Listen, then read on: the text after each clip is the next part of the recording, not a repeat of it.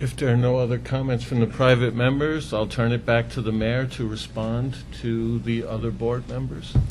I don't think there's any question that health care costs and pension costs are a sword hanging over us. Everybody has that in the public sector and the private sector.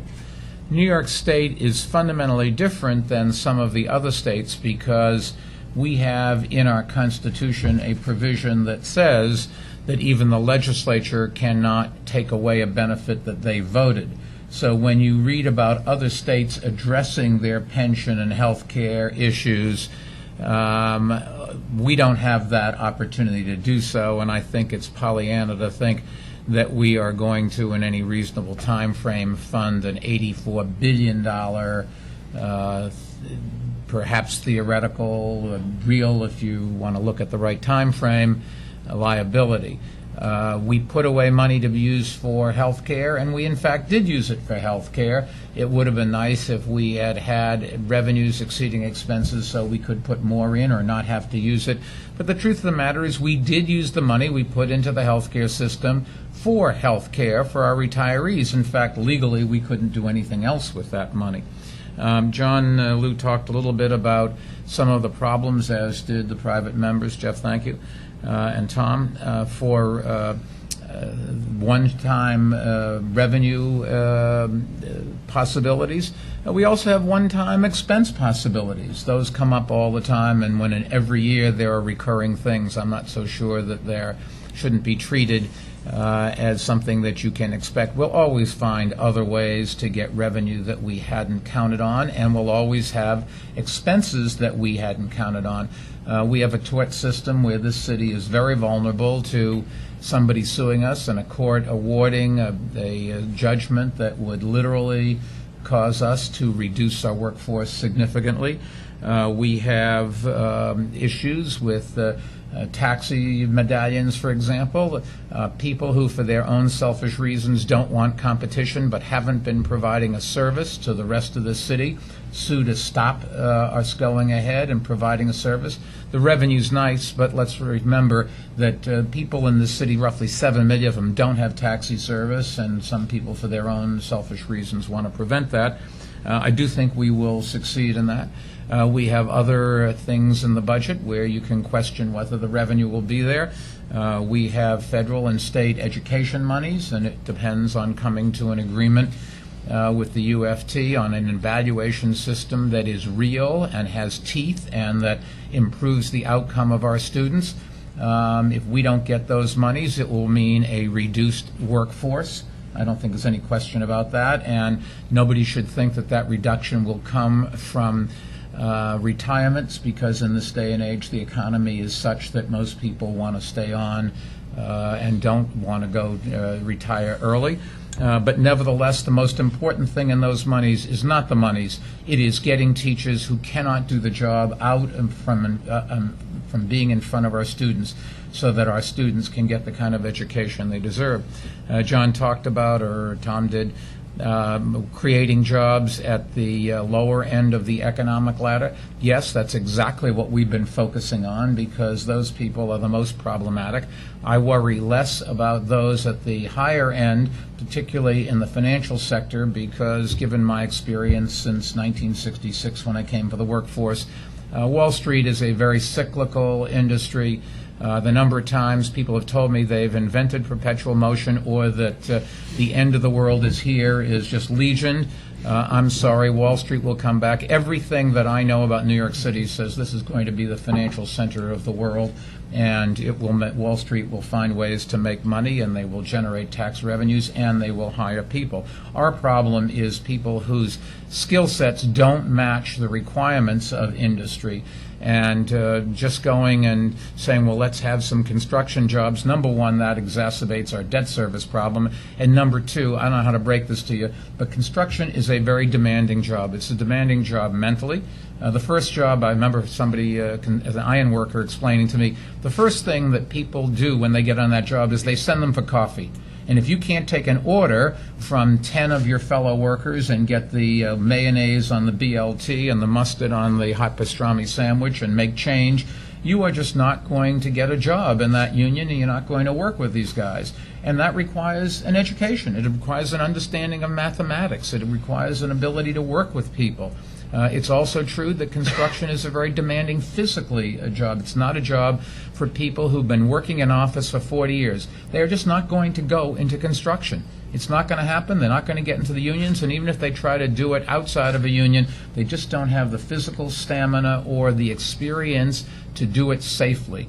Construction is a dangerous, demanding job, and it's just not a panacea for everything. And I couldn't agree more with the controller that we have to build schools, we have to do all these things, but that's not going to be the economic engine, I do not believe, that is going to carry us through. The one thing that I don't agree with the controller on, he did talk about what, I don't know, John, how you phrased it, but a liability for some unions that think that they should have gotten a raise. That's they have a right to that opinion, but those days, they've already worked for those years, they've gotten paid for those years, and I think it's fair to say that any labor settlements in the future will be for future work, not for past work. There's no conceivable ways this city can go and pay retroactively for work that has already been done. Our contracts don't expire thanks to the Taylor Law. They continue in force. People have continued to work, and they've continued to get paid, and I would like to pay all of our employees as well as we can possibly do it so that they can focus on their job. The truth of the matter is we are very competitive. Today we could attract as many people as we want to fill city jobs. We pay very competitively. We raise teachers' salaries, for example, from when they were so low that we would lose lots of people to other counties and other parts of the world. Today, if we open the doors, we would have 100,000 applicants overnight from around this country, people who are well-trained from the best schools and really would want to come and teach here. So we have some things that we've got to worry about, but we're always going to have some things we're going to worry about. We have some things that can break the right ways, and I think that they will. I don't think I've ever been more optimistic about New York's future vis-a-vis the rest of the country, but we are not immune, as John Liu pointed out, from what happens in Europe and Asia. Europe and Asia are big markets for our products here. Manufacturing in the United States has been growing leaps and bounds. It has not been creating jobs because today technology doesn't require as much labor as it did before. That's a very big problem for this country. And also because we don't have the skill sets across this country to do those manufacturing jobs. It is people in other parts of the world that are getting the kind of education that will let them compete. And unfortunately, we are not providing that right here. In terms of the state and what happens to their relationship with the city, the state does, I think, understand that New York City is their economic engine, and they can choose to either feed it or starve it. And they will pay the price or reap the benefits depending on which they do. I think that we have a governor who understands that, and I think we have a legislature, both the Senate and the House, in all fairness, both the majorities and the minority leaders, most of them that do understand. We are all in this together, and we're going to have to continue to work very hard. We compete with other cities, we compete with other states, we compete with other countries, and that competition is going to get stronger, not weaker with time. Thank you, Mayor. We have one more order of business. I'll call on Jeff Summer to report on the staff's findings regarding fiscal year 2012 and their recommendation concerning the proposed resolution. Thank you, Bob. I'd like to review the 5 conditions in the Financial Emergency Act that would have called for a new control period. It's not going to be done. The first condition is the city shall have incurred a deficit in excess of $100 million in the results of operation. The city has ended fiscal 2012 subject to final audit with a surplus of $2.4 billion and has prepaid 2013 expenses. The city shall have failed to pay principal or interest on any of its notes or bonds when due and payable. The city shall have issued notes in violation of restrictions on short-term borrowing set forth in Section 9B of the Act. And 4, the controllers shall have jointly certified that they could not, on the basis of facts existing at the time of such certification, make the joint certification required to terminate a control period. In simple English, they both certify that there's market access. The city has paid all principal and interest on its notes and bonds and has not violated any of the short-term borrowing provisions of the FEA. I have also received letters from the state and city controllers informing me that they do not see any likelihood that they would have reason to issue a joint certification relating to market access. The last condition is the city shall have violated any provision of the Act, and such violation substantially impairs the ability of the city to pay principal or interest on its bonds or notes when due and payable, or the city's ability to adopt or adhere to a balanced budget. The city has not violated any provisions of the Act. The staff therefore recommends that the board approve a resolution determining that as of July 23, 2012, none of the events which would have required the imposition of a control period has occurred, nor is there a substantial likelihood and imminence of such occurrence, and that the city is not experiencing fiscal stress that would jeopardize the orderly functioning of the city's fiscal affairs.